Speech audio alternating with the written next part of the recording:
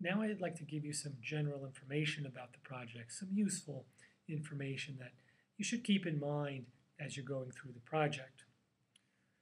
First, and I can't repeat this enough, and I will repeat it over and over again, this course is set up for your success. We're not looking to fail anyone.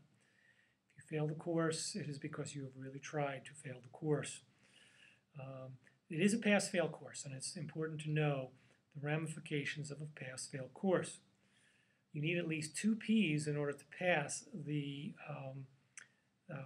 course. Third quarter, fourth quarter, and final exam grades will be how you're going to be graded for the course. If you earn 2 of those 3 Ps, you pass the course. I do want to caution you that if you get a P in the third quarter, P in the fourth quarter, it's not finished. You do need to show up for your final presentation. If you fail to show up for your final presentation, I will petition the principal to fail you for abandonment of course. The school board allows us to do that. You do need to complete the project. I would recommend you going into your final presentation with 2 Ps because that will take the pressure off that final presentation. If you have a P and an F going into the final presentation, well, your entire graduation is dependent upon this 10-minute presentation. If you pass it, you get to graduate.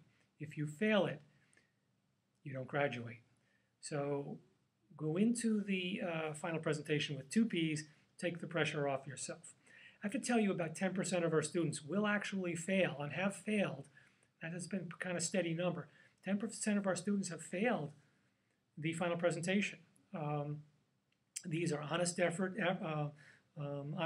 performances, but it just wasn't good enough. It didn't live up to the rubric. It didn't live up to the quality that we were looking for.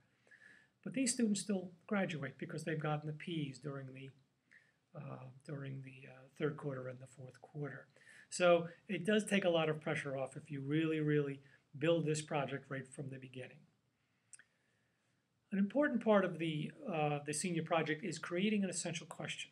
An essential question is a question that will guide your learning or guide your exploration through the course.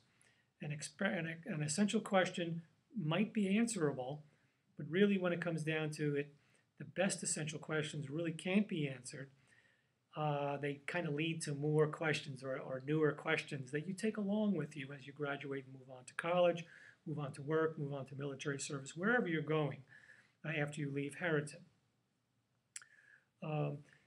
But the essential question is up to you. You can create any essential question that you would like. It can be concrete, and that could be a very, very functional way to approach the senior project.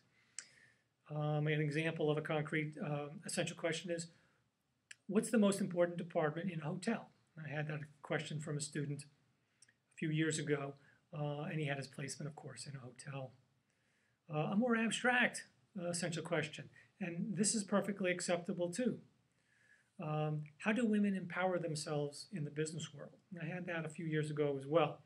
The hotel question could be answered.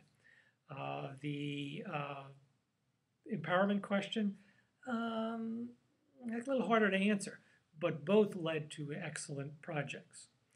At the end of the day, when you have set your essential question, you've established your project, and it will drive the rest of the project. All during our meetings, we'll help you develop that, but the bottom line is you will need to develop that essential question for yourself. When you go to find a placement, you will need to use that essential question to find that placement. You'll want to tell your potential outside mentor what your essential question is, so he or she can tell you whether they have a placement that can help you with that project. Once you find that placement, you will need to do 70 hours at that placement, and you'll need to have your outside mentor sign off on those hours. But those 70 hours should be spent pursuing learning and exploration guided by that essential question. When you finish your placement, you'll come back and you'll make a formal presentation, a demonstration, or a performance. You have a choice of one of those 3 models. A presentation is a formal presentation. You will dress professionally. You will come, you're likely to have some technology that's going to support you when you make your speech. Formal presentation is a speech. When students ask me, can I make a PowerPoint? I say, well, you can make a PowerPoint, but it's not the presentation. The presentation is you making a speech. Any PowerPoint, any technological support, video, audio, is really just that, support. So you appear before a panel, of two faculty members, and you will make your final presentation. Gentlemen, we wear ties as a formal professional dress for making a presentation. Ladies, you will wear business attire. A business suit, sweater, and skirt would be perfectly acceptable. But think about being in a business setting when you make that presentation. If you choose to do a demonstration, that's fine. A demonstration is demonstrating how something works. You may have built something for your presentation. You might want to demonstrate how you built that. Dressing professionally may be dressing how that profession dresses when he or she is building whatever it is you built. And a performance is often an artistic endeavor, singing, a skit, but we've had a few apprentice chefs demonstrate how to cook, so that's perfectly acceptable as well.